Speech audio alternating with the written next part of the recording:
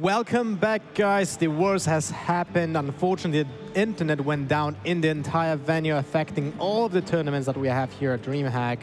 But we have to move forward. So the match between Shup and Nephew is going to be played off stream, while we move to the round 3 of Swiss, because it is the time for the third round, and we'll have a hell of a match between Rayc and Amnesiac. And guys that will be casting this match will be Cora and Falcone. How are you doing, man? I'm doing great. Sad about what happened in the last series. I was getting ready to come in and join you guys and have a chat about it, but very excited for this one we've got coming up here. Amnesiac versus Rayc, two huge names. Can't wait to see them duke it out. Yeah, and Cora? Yeah, I'm just excited to be back on the desk. I've been off for like 4 hours, having to wander around and get nervous for everybody in the crowd. So I'm happy to be here and very, very excited to be casting this match. It's going to be a good one. It seems to be like it because we have Amnesiac, the guy that was winning almost everything here on the American soil. He was also top 16 actually on the last DreamHack here in Austin, if I remember correctly.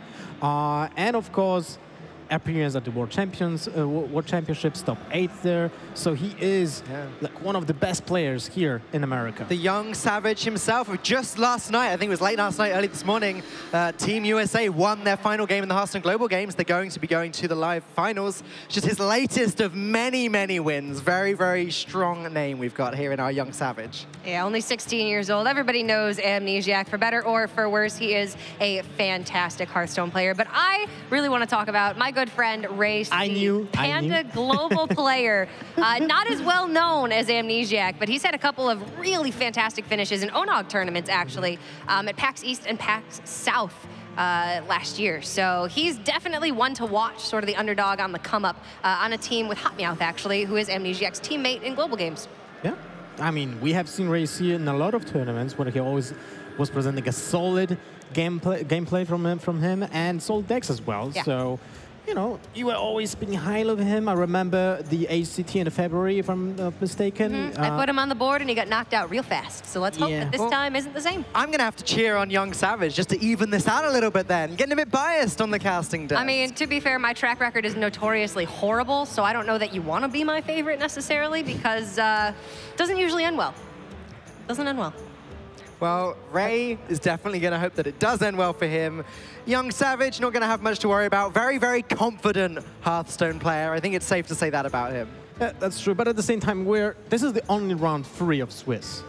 It's the beginning of the entire tournament. Maybe we actually should remind the viewers about how the tournament is being played out, right? Because it's not your typical single elimination, double elimination, whatever tournament. The players here who are gathered, and we actually have 180 players, over 180 players, are playing 9 Swiss rounds. And after those 9 Swiss rounds, we have a cut to the top 16. So usually, a 7-2 record gives you a top 16 finish, and you go into a single elimination bracket. But so far, like round 3 is not really decisive when it comes to who will finish at the top, right? Both of those players can still be at the top 16. Yeah, they absolutely can. These guys are both 2-0 right now. So after this round, we'll have a 3-0 and a 2-1. Generally, you want to get your losses later on if you are going to go 7-2, because tiebreakers do affect who will make it into the top 16. We'll have more 7-2s than can actually make it into the top 16, unfortunately. Yep, that is true. But now, let's just jump into the picks and bans for this match between Rayc and Amnesiac. Here we go. Now, from what I know, Ray has actually gone 6-0 so far with Priest. Whoa! The Priest seems to be theme of the day, right? We have seen already a sweep with a Priest, although Ant did play a Priest himself, and the first match was Priest versus Priest. In this situation, look at that. Ray actually banned Priest from Amnesiac. That's a big statement. Banning a Priest over Druid, which has 2 incredibly powerful archetypes. Warrior, again, 2 incredibly powerful archetypes. And then Mage, which has been brought a lot in this tournament to counter Shaman. So the fact that Ray doesn't have Shaman means that the Mage can be left alone. It also means that he knows the power of the Priest. He is afraid of facing that class. I'm really not entirely sure how this has happened. Obviously, in these players' preparation, they decided between themselves, you know, Priest, we should consider banning it. We should be bringing it. And I guess It is one of the classes that's benefited the most from the Quest Rogue nerf. Dragon Priests, but no, I'm not talking about Silence Priests here. I'm talking about Dragon Priests and the Control Priests. Specifically, these decks were very, very weak to Quest Rogue because Dragon Fire Potion did you some damage, but the Quest Rogues got to the point where they were just saving all of their charges, saving all of their bounces, and just winning in one turn. So the Quest Rogue nerf may have helped that out. Now players have had some time to think about it, but I've got to admit, I'm pretty confused. I mean, if you look at Priest as a whole and Dragon Priest in particular, it has actually a reasonable matchup against Jade Druid, against mid-range Murloc Paladin. It's okay against Mage because it does have access to heals off of Lyra. You can pull Burning Heal, Greater Healing Potion, and you do have the flexibility to tech in weapon removal, additional heal if you want it. So it's a very flexible class. Yeah, absolutely. Just wins games, right? Against aggro decks, against mages. Yeah, and then Draconid Operative against Mage can pull Ice Block. It's a deck that can do silly things. It is. But so far we have seen some really interesting just matches from the Priest because they usually sport an unusual amount of cards in their decks. Players are ready, so let's just jump into the first match of round 3 of the Swiss here at DreamHack Atlanta. Don't go anywhere, we're starting the next match.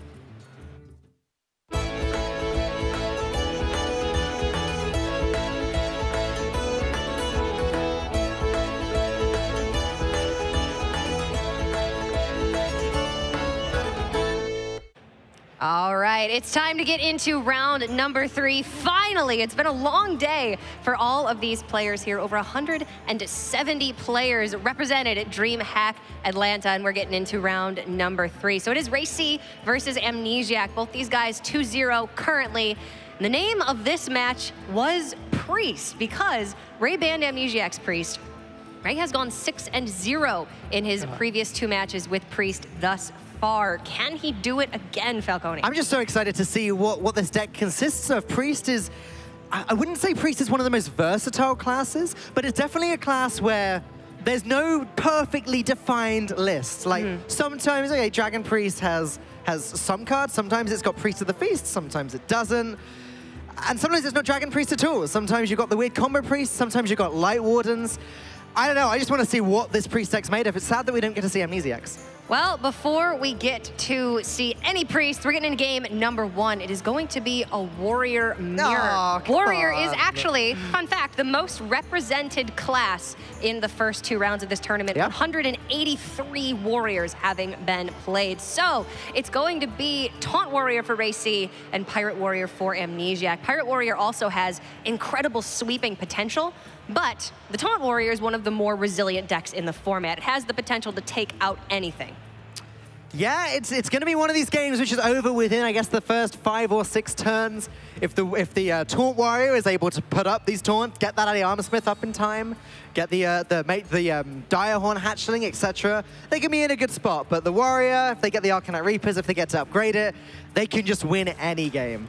So I think one of the most interesting intricacies of this matchup, for Ray in particular, is whether or not to mulligan Fireplume's Heart. Because deck lists are not open in this tournament. You don't know what your opponent has unless you've done some scouting or you talk to somebody that they played in a previous round. So in this case, Ray may not have needed Fireplume's Heart, knowing that Amnesiac is a Pirate Warrior, but the chance that Amnesiac is a Taunt Warrior means that you cannot throw away Fireplume's Heart or you just lose that matchup every time. Do you expect at this point in the day for Ray to already have an idea of what Amnesiac's decks are? Like, will he have asked around and tried to find out if this was a Pirate Warrior or a Taunt Warrior? It's definitely possible, but it is also possible not knowing how Amnesiac's previous matches went. Maybe he hasn't even played the Warrior yet.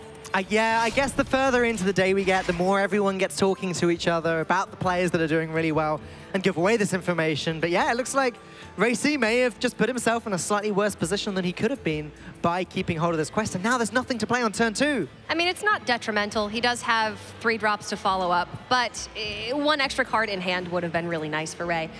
Sleep with the Fishes in particular is fantastic in this matchup off of a Whirlwind, and Fiery War Axe is just, they call it Fiery Win Axe for a reason, right? If you can take out early Bloodsail Raiders and then use it to finish off a Frothing Berserker, you're going to be in business at that point. But if Frothing Berserker is able to come down, Ray doesn't have a way to remove it, yeah, we know that's used to spiraling out of control. The problem is with Frothing Berserker this turn is that it doesn't really do anything. Ray doesn't have anything on the board anyway. There's nothing it can be trading into.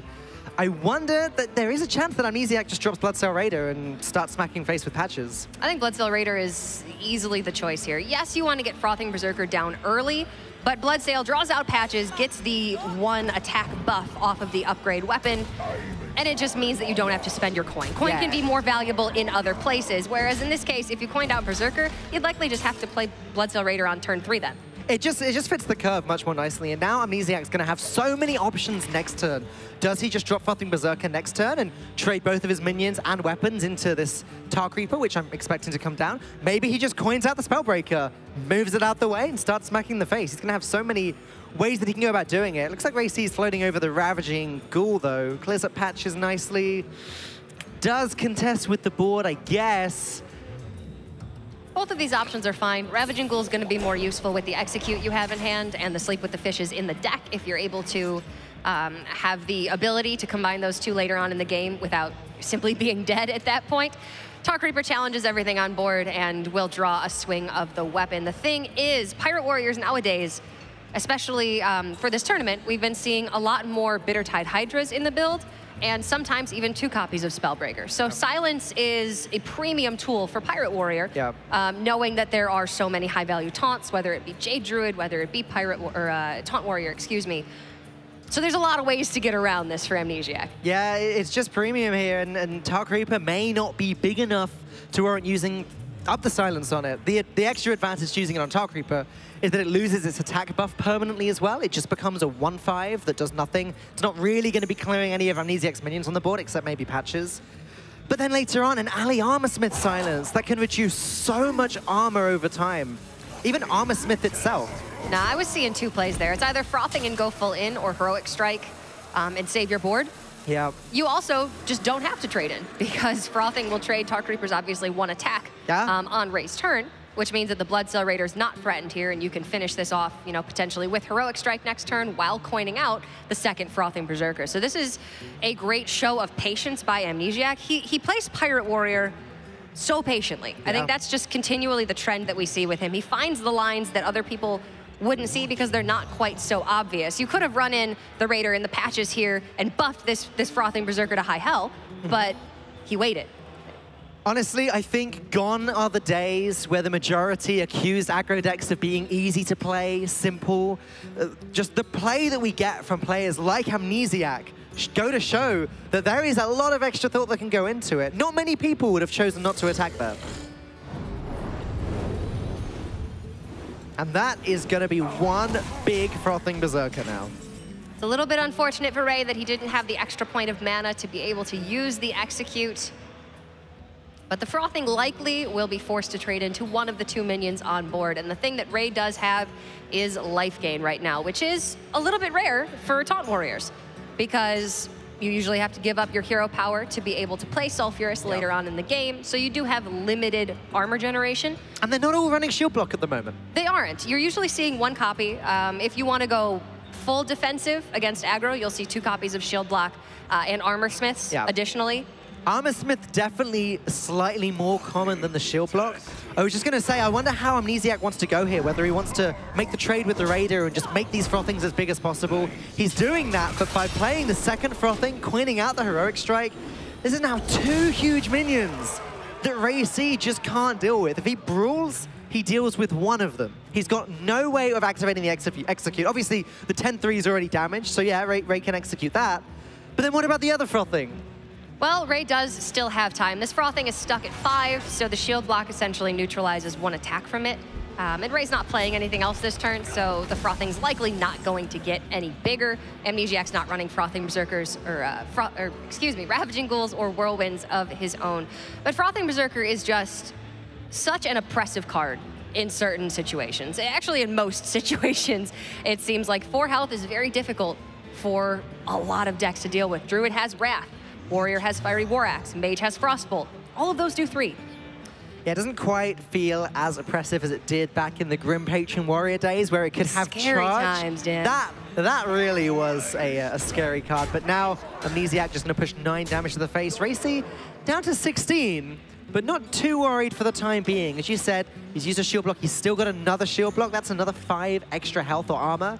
Ali Armorsmith, a great pickup. Other Armorsmith in hand. They could be played together in a couple turns to almost burst gain the warrior a lot of armor.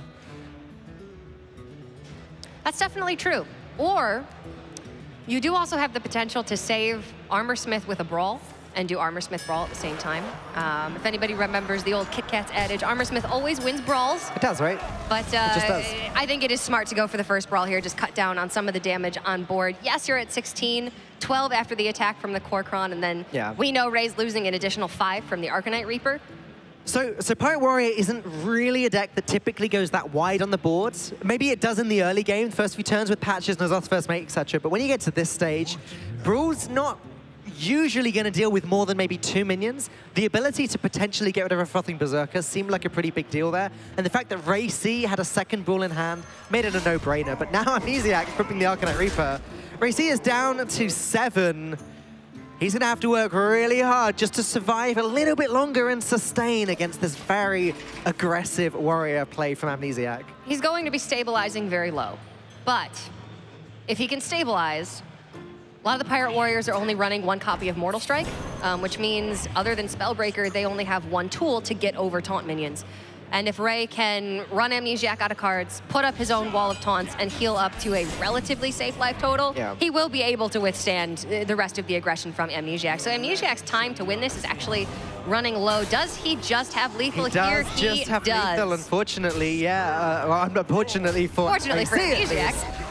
Now the Spellbreaker plus the Heroic Strike will be enough to finish off this game. Unfortunately, too little, too late for Rayc. A rather clunky hand in the opener, not getting what he needed to shut down the aggression from Amnesiac. But hey, that's Pirate Warrior the for Dirty ya. Rat felt like such a good draw from Rayc then. It's like, yes, an extra taunt you can fit with the Ali Armorsmith. That's 2 things Amnesiac needs to get through. That's several attacks. The Ali Armorsmith then gains some health, gains some armor, even if the weapon gets buffed and kills it in 1 hit. It looked like a great position for Rayc there, but unfortunately, there's silence. That silence we were talking about for the entire game, right? Yeah, the Dirty Rat actually just had a chance to pull either the Captain or the Spellbreaker there, and it unfortunately didn't pull out the Spellbreakers, so the silence was still a tool that Amnesiac was able to use, in this case, just to finish the game. And that's really, it shows how, yes, you have this aggressive opening push, and Frothing Berserker obviously was a huge part of that in this game for Amnesiac, but it can be very difficult for Pirate Warrior to close out games, which is why these 2 copies of Spellbreakers that players are choosing to tech into the lists are so incredibly important to get those last final points of damage in, because it is very common that Quest Warriors stabilize at 5 to 7 health, and the Pirate Warrior just can't finish them off. Well, you know what, Cora? I'm excited now because I am hoping to see this Prix deck that you've been telling me all about. I mean, all I know is that it's won some games. I don't know what's in it. Come on, Ray. It's going to be Mage first, and Amnesiac sticking on the Pirate Warrior because it's last hero standing, Because folks. he has no darn choice. He doesn't have a choice. So generally with last hero standing, the player that wins the first game is in a favorable position, right? Because it goes back and forth, you counter your opponent's decks, and eventually it comes down to Amnesiac being the last player who's able to counter, and then in theory, that leaves him with, you know, the 3-2 victory and a slight advantage. But that's if the lineups line up perfectly. So we will have to see. But it does look like Ray is running a freeze mage-ish build of mage. With Doomsayers, I'm expecting to see Frost Novas. The thing is, mage builds today are all pretty dang similar, right? You've got Burn Mage, which runs the same exact burn package as Secret Mage, which runs the same exact burn package as Freeze Mage, and then you just sort of interchange a couple of cards here and there. I just want to point out something I noticed a moment ago. It looks like actually the information we had earlier was wrong. Rayc's Priest has been banned. Okay. And Amnesiac will be playing his Priest. So obviously, word had reached Amnesiac that Rayc is doing some serious work with his Priest deck. I don't blame him for it. And despite the fact we've been hyping it, it's not going to be played. But we will still see a Priest if Amnesiac doesn't just sweep with the Pirate Warrior, which that's a big if at the moment. Done. It's a big if. It's all on this game, really, as you were saying about last year's standing. So Rayc, his job was to pick the deck that's more likely to beat Pirate Warrior. The problem now for Rayc is that if he loses this game, then he's lost the matchup that he believes is more favorable that he's got remaining, which means he needs to play the deck that's worse against Pirate Warrior against the Pirate Warrior. And Ray's final class, if this mage does fail, will be a druid, whether it's Jade Druid or Aggro Druid or Easy Big, Easy Druid. Well, we don't know. The big advantage that Ray's got at the moment is that nobody knows. Yep. If he's won both of his series just with the Priest, then Amnesiac is going into the rest of these games completely blind because no one would have been able to tell him what these archetypes are because nobody knew. So Ray going to contemplate whether or not Coin Doomsayer is a good play here. You throw Amnesiac off of his turn 2, but we know Amnesiac doesn't really have much to even do on turn 2. But more importantly, Ray needs to get that tempo back. He needs to get back initiative. Wow. The hero power also just sort of accomplishes the same thing here, right? Because Doomsayer coming down on 2 likely will just throw Amnesiac off of his 3. In this state, when Amnesiac just plays his hero power, Rayc is going to get the read that obviously none of these cards are 2-drops. There's no Bloodstone Raider here. So chances are at least 1, if not 2 of them, are 3 mana. So this next turn, Doomsayer will be absolutely huge. And Ray probably knows that already. He's going to play the Doomsayer. He can then curve into an Ice Block afterwards just to set up for later. He's buying himself all of the time in the world against this Pirate Warrior.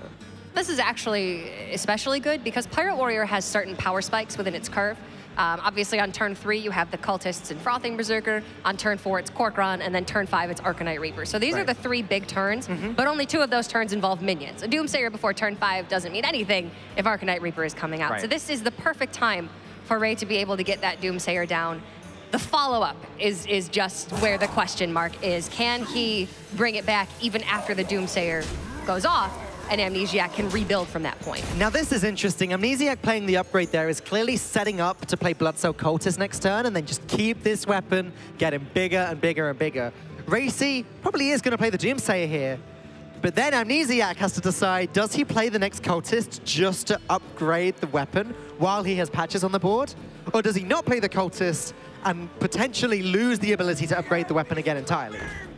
I mean, Ray did have the option to not play Doomsayer there. He could have gone with a second ping just on patches, and then maybe a series of Frostbolt plays going forward and hope to save Doomsayer for a later turn. But like I said, it is at its most effective right now. So yes, the weapon gets a little bit bigger, but the minion pressure is completely staved off for Ray once this Doomsayer activates, which it will. Tough choice for Amnesiac. He's got to consider upgrading this weapon.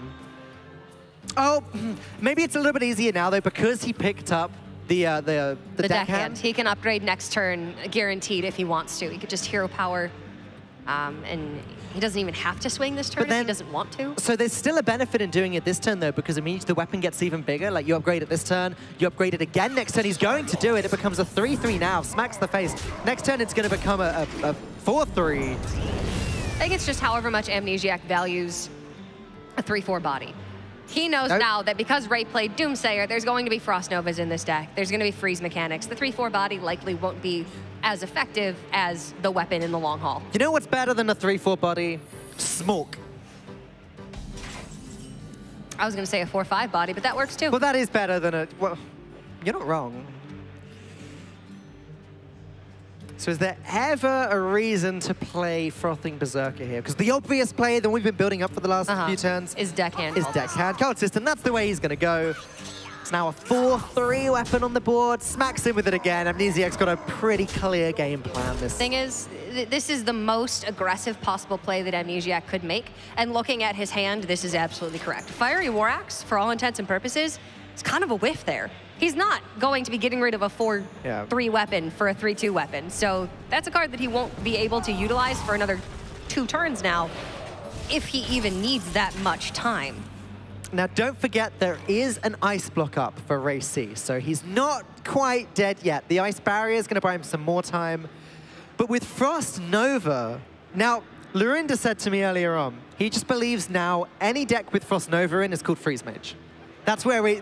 That's where we draw the line between Burn Mage and Freeze Mage. That's where the line is, because Medivh, it's in both now, apparently.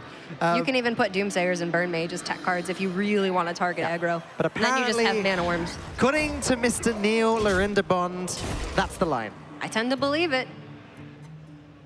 Now there's an 8-8 on the board for Amnesiac, an 8-8 which does have the ability to single-handedly Suicide Amnesiac down to 0. However, Rayc does not have the tools to do that. He's just going to have to freeze this minion as many times as possible. He's got 1 freeze with the Frostbolt. He's got 1 freeze with the Frost Nova, and then he just needs to kill it. Well, he can utilize Fireball plus Medivh's Valet on turn 6 if he wants to, or just Frostbolt this turn and Fireball next turn, and save the Frost Nova for if Amnesiac has 2 or 3 minions in 1 push. The only downside to playing the Frostbolt here is it means that he can't play Frostbolt and Amnesiac's face later, and that can be a really valuable tool against Pirate Warrior to stop an Arcanite Reaper, to stop a Rusty Hook that's been upgraded 3 times, That's a good point. Frost Nova is strictly freeze to board. Frostbolt is more flexible for that reason. And the Mage gets to the point where they've got the tools to deal with the boards, but the only tool to stop the face is the Frostbolt or any weapon removal that they might have. Well, with the Ice Block up, Ray is guaranteed to live through 1 turn of lethal damage. With the Ice Barrier, that's an additional 8 points of health. The weapon only is 4 right now. So Ray's got this board locked down for the next couple of turns at the very least with the Frost Nova and the additional points of burn in hand. He's not looking to burn out Amnesiac in the traditional way that Freeze Mage would do work. He's not going to play Alexstrasza on Amnesiac and then Fireball, Pyroblast over 2 turns to win the game. He just needs to run Amnesiac out of cards. And then if Ray can stabilize with a defensive Alexstrasza, that's when he's going to win the game. Exactly. Defensive Alexstrasza is going to be the key turning point for Rayc. Then again, an extra Blizzard pickup, that's more time. Ice Barrier is an extra 8 health. It's going to be pretty difficult for Amnesiac to even pop this first Ice Block. He's got 7 damage he can sink in this turn. That's great. It still leaves Rayc with 9 health because of the armor gain. And then Amnesiac needs to deal that somehow. But next turn, Rayc can freeze the board 1 more time. So he's got time. He's got maybe 3-4 turns before that Ice Block gets popped. So Ray goes down to 11 total health after the Kor'kron attack. Yeah. 8 after the Warx goes in.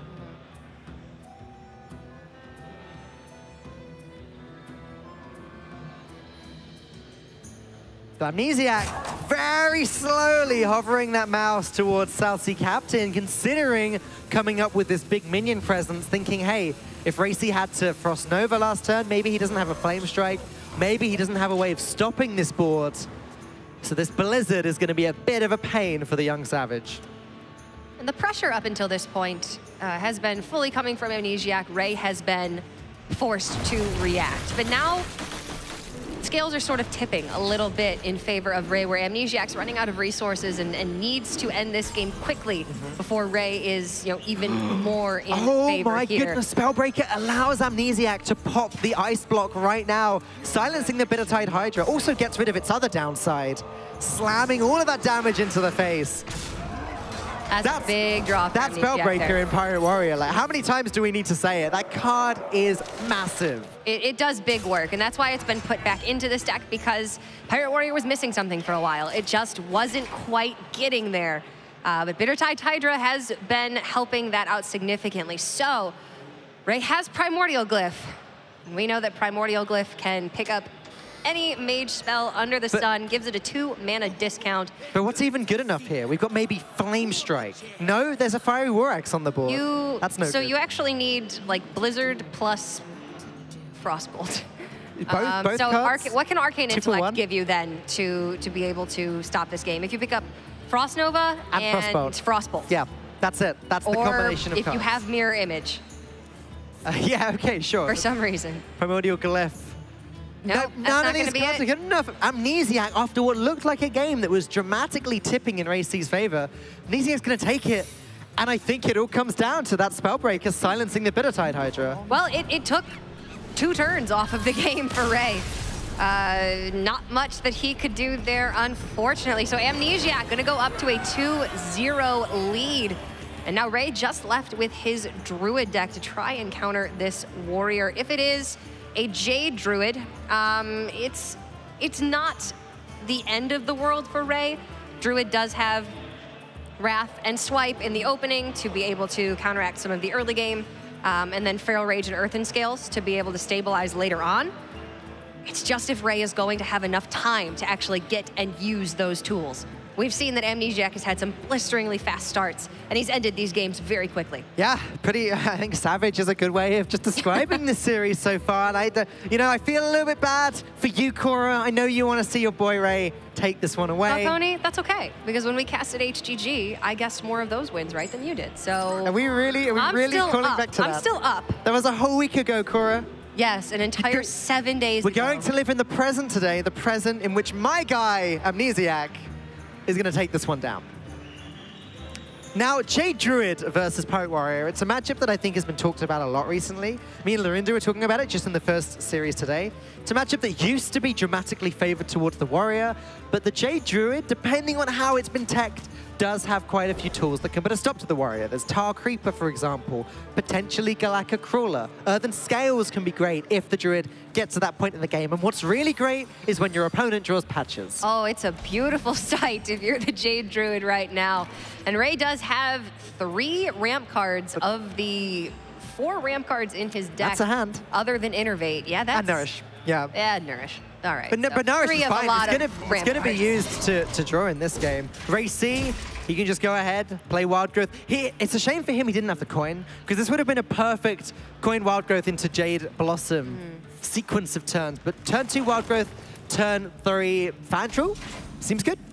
Yeah, I don't hate it. You just need to stave off damage, and Fandral gets through pretty much everything that your opponent can play on the first couple of turns, except for Frothing Berserker and the Bloodsail Cultist coming down on turn 3. But even then, the faster you ramp, and then the faster you are able to get to cards like Jade Behemoth, Primordial Drake, and those are absolute game winners for Jade Druid. They just stop the Pirate Warrior in its tracks if they don't have Spellbreaker. I feel like that's the big if in all of these matchups. Does Amnesiac have a way to remove the wall and just deal the damage through it?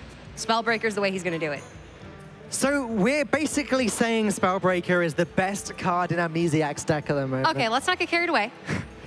All I want to say is, thank goodness Iron Beak Owl costs 3 mana right now. Oh god, an oppressive meta it would be if Hoot Hoot was 2 mana still. No, I wouldn't say that Spellbreaker is the best card in this deck when you've got Frothing Berserker and Fiery War Axe. It's just been incredibly well performing in this series. It's the straw that breaks Rayc's back, unfortunately, in these games so far. Now, Rayc actually didn't decide to play either of the 4 drops he's been looking at. He actually just Wild Growth and Hero Powered. I guess he decided he's got time. He's still got 27 health.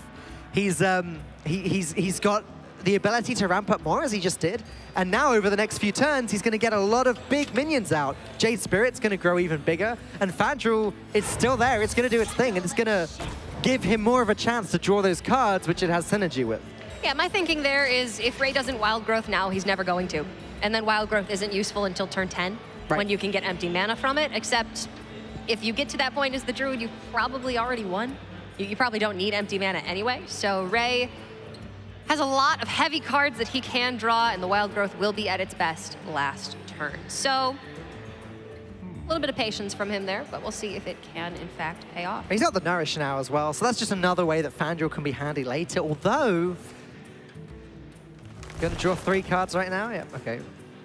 Harrison Jones is a massive draw for Rayc here. If Amnesiac tries to do in this game what he did in the previous game, weapon, upgrade it again, upgrade a weapon again, Harrison Jones is just going to entirely shut it down. What Rayc is going to have to work out now is if he can afford to spend the time to play Harrison here while Amnesiac's got a huge board here, or if he has to wait until he's cleared the board, then maybe play out an Arcanite Reaper later. Problem is, Rayc doesn't actually have a way of clearing this board at all. It was a big draw for Ray, but unfortunately the fact that he had to spend all of turn 5 nourishing for draw means that he's going to be that much more behind. So he does not have the liberty right now. He needed a Wrath that turn. Trying to clear this board. He needed a Wrath to get rid of that South Sea Captain and debuff all of the minions, but instead it's just going to be Jade Idol and Earthen Scales. Another way of upgrading weapons. Amnesiac is just the weapon upgrader.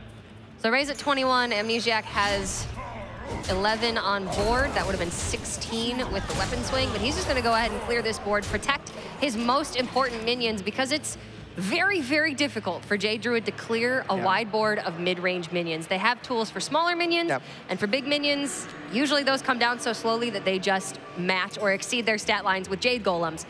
But mid-range decks, like Dragon Priest, which is part of the reason we're seeing people bring Priest, are Jade Druid killers. Primordial Drake is the best bet, but it's just not good enough. And now Rayc can swipe away the South Sea Captain and innovate out. Or there's not even anything worth innovating out, really. It's just Jade Spirit or Fandral. The problem is Amnesiac is going to be threatening lethal from now on every single turn. This next turn, it's going to be upgrade on the Arcanite Reaper. That goes in for 6. Naga Corsair goes in for 5. That's 11. So Amnesiac's looking at needing 1 point of damage if Ray doesn't choose to hero power here. South Sea Deckhand or upgrade would do the job. Those are the only things that he can get for 1 mana. He can also pick up Mortal Strike, Heroic Strike, Core Crown off the top, and those are all going to do it. So Right. I think Ray is just resigned to the fact that Amnesiac has the damage in hand. He does not right now. He's 2 damage off lethal. There it is. That'll do it. All right, well, that's going to be a quick 3-0 sweep for Amnesiac, showing the reason why Warrior is the most picked class in this tournament so far. Definitely our fastest game yet, Dan, especially after some of the really slow ones we had last round. I blinked and missed it. Yeah, just about. I didn't even realize that we'd started casting yet, and now the game is over. Young Savage living up to his name, taking it away. Hopefully we have another game to cast in a moment. We do have one more, but first I just want to reiterate, Amnesiac is and has been for quite a while one of the best players in the Hearthstone scene globally, not only in North America. And he's now 3-0 going into round 4. Ray is down to a 2-1 record, but we're going to be playing 9 rounds of Swiss, so both of these guys still very well could make it all the way through to the top cut to top 16. But that is not all for this round. Of course, we've got plenty of players out there playing, so we do have one more match for you in store. It is going to be Luminosity Gaming's Frozen up against Pilu. Now, we know a lot about Frozen. We don't know a lot about Pilu. Do we know? I don't know much about Pilu. I know his name is Pilu. I know I went over there and I asked him how to pronounce his name, and he said Pilu. And that is all I know. That's really helpful. I have to admit, coming from Europe, this is the first event over here that I've been to. I don't know as much about the players in the NA scene as I do the European scene, and Pilu is not a name that rings a bell at all. Yeah, well, Frozen, we might as well go with what we know. Fantastic player from the North American region, Dan, in case you weren't aware. Luminosity Gaming, teammates with Muzzy and with Chalky.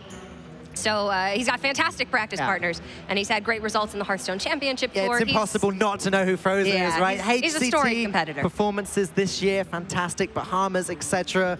Just very, very solid guy. If you're Pilu, a name, again, not well known, he knows that he's not one of the most experienced players here. He's gotten this far, 2-0 in the Swiss, not bad start at all. Now he's against Frozen, things might get a little bit more difficult for him. We'll have to see if he's able to stand up to this pressure. 2-0 is a fantastic